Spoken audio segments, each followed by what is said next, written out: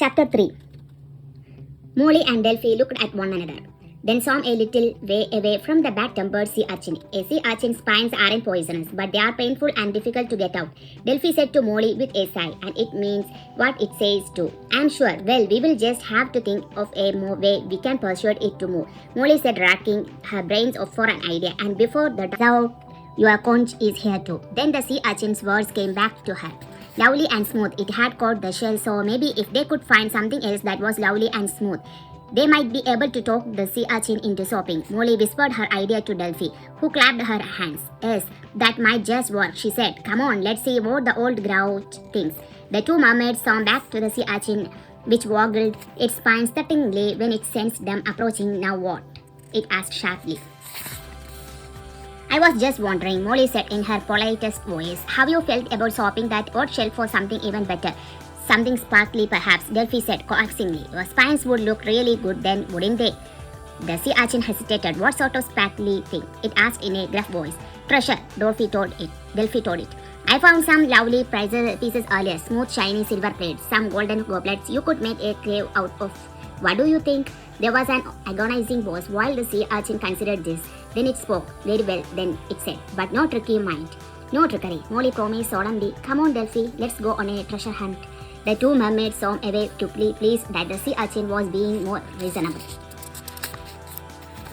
Now they just had to find some treasure. I know the perfect place, Delphi told Molly. There's a shipwreck not far from here. The dolphins were exploring it earlier. There are all sorts of treasures and trinkets there. The mermaid swam on, and Molly's own piece of conch hopped around on its chain. Her conch had already worked some powerful magic when she had asked for its help in the past, and Molly was glad to have it with her.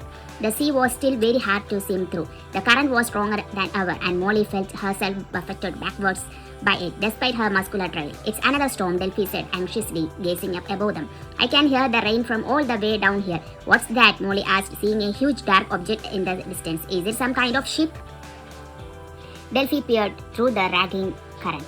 It's an oil tanker, she said after a moment, and a look of horror crossed her face. Doing up here there. It should be farther out. There's a rocky outcrop not far from here. Molly felt worried. She knows that an oil spill would mean disaster for the marine environment. Do you think the tanker might hit the rocks?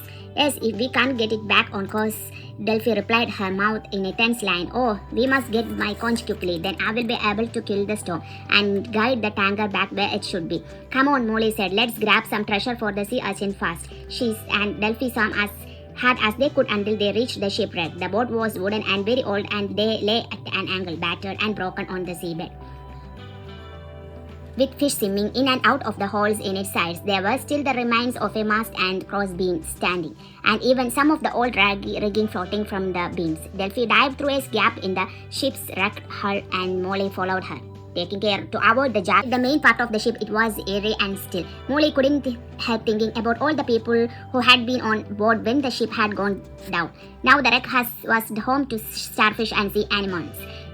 Seaweed grew through the holes, the fronds swaying over the edged wood. But she wasn't here to sightsee. Molly reminded herself as a vision of the oil tanker flashed into her mind. She and Delphi needed to find some treasure for the sea urchin, and quickly. Molly saw a gleam of silver half buried beneath a large clump of bobby seaweed and some fine pale sand, and dug away with her fingers to uncover a small silver dish. I have found this, she shouted to Delphi, holding it up. What do you think? Great, I will put it in my bag, said Delphi from farther inside the ship. Let's just open this chest and see what's inside too. We should take a few things with us in case that grouchy sea urchin doesn't like what we offer him. There might be something even better in here. Molly saw that her friend was scrabbling to prise open an old metal chest which was tarnished and dented with age. Molly swam over and helped lift the rusted crack, using a mussel shell as a lever. There, she said, painting as the lid finally sunk up with a, she said, peering inside doubloons, pirate gold. Molly reached in and took out a handful of the old coins still gleaming gold. After all their time underwater, the chest must have been pretty watertight, she said. They seem good as new. Oh, and look what's underneath them, Delphi said, burrowing into the bright mound of coins. She held up a curved knife with a jeweled handle. A cutlass. This really must have been a pirate ship once upon a time. She ran a finger along the blade of the cutlass and shivered. I think we will leave her that here. though, she said. She gathered up a handful of coins instead and slipped them, along with a ruby-studded golden goblet and the silver dish, into the little green bag she wore around one shoulder. There, that will do. Let's go. Molly closed the chest again and followed Delphi up through a hole overhead. But as she swam back over the old deck of the shipwreck, she caught sight of a pair of red eyes glowing through the murky water ahead, and her heart lurched with fear. The last time she had seen a sea creature with eyes like that, it had been enchanted by the dark-hued Carlotta, and it had attacked Ella. Was it the killer whale again?